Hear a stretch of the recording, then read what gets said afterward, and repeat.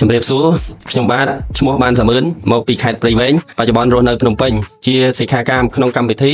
ស្ដីពីការរៀបចំផ្នត់គំនិតឡើងវិញដើម្បីជីវិតពេញលេញបរិបូរណ៍បន្ទាប់ពីខ្ញុំបាទបានចូលរួមសិក្ខាសាលារយៈពេល2ថ្ងៃខ្ញុំបាទមានចំណាប់អារម្មណ៍ទៅលើមេរៀនចំណេះដឹង x1 + x2 ស្មើនឹង x3 នៅក្នុងមេរៀននេះមានផ្នត់គំនិតល្អៗជាច្រើនទៀតរកអ្វីមកប្រៀបផ្ទឹមឬពិពណ៌នាពុំបានឡើយខ្ញុំបាទសូមធ្វើការប្រកាសបដិញ្ញាចិត្តថាក្រោយពីបញ្ចប់វគ្គសិក្សាខ្ញុំបាទនឹងយកចំណេះដឹងនិងជំនាញវិជ្ជាជីវៈទាំងនេះទៅផ្សព្វផ្សាយអប់រំបន្តដល់គ្រួសារសមាជិកក្នុងសហគមន៍និងក្រុមការងារព្រមទាំងយុវជនដែលមិនមានឱកាសមកទទួលការបណ្ដុះបណ្ដាលដោយផ្ទាល់នៅទីនេះដើម្បីឲ្យពួកគាត់ទទួលបាននូវចំណេះដឹងដោយរូបខ្ញុំបាទយ៉ាងពិតប្រាកដជាចុងក្រោយសូមថ្លែងអំណរគុណអង្គការសាស្ត្រាចារ្យបណ្ឌិតសាំងអៀបសូមថ្លែងអំណរគុណគណៈចាត់តាំងកម្មវិធីសូមថ្លែងអំណរគុណសិក្ខាកាមដែលបានចូលរួមទាំងអស់គ្នាជាពិសេសសូមថ្លែងអំណរគុណយ៉ាងជ្រាលជ្រៅចំពោះសាស្ត្រាចារ្យបណ្ឌិតចននេះដែលបានបណ្ដុះបណ្ដាលខ្ញុំបាទនិងសិក្ខាកាមទាំងអស់ដោយលះបង់ទាំងកម្លាំងកាយកម្លាំងចិត្តនិងកម្លាំងបញ្ញាព្រមទាំងពេលវេលាដ៏មានតម្លៃសូមគោរពជូនពរសាស្ត្រាចារ្យបណ្ឌិតចននេះមានសុខភាពល្អបរិបូរណ៍មានកម្លាំងមាំមួនជនមានអាយុយឺនយូរមានបញ្ញាវាងវៃមានទ្រព្យសម្បត្តិស្រុកស្រំមានសុភមង្គលនិងកិត្តិយសឧត្តមឧត្តមព្រមទាំងសម្រេចជោគជ័យគ្រប់ភារកិច្ច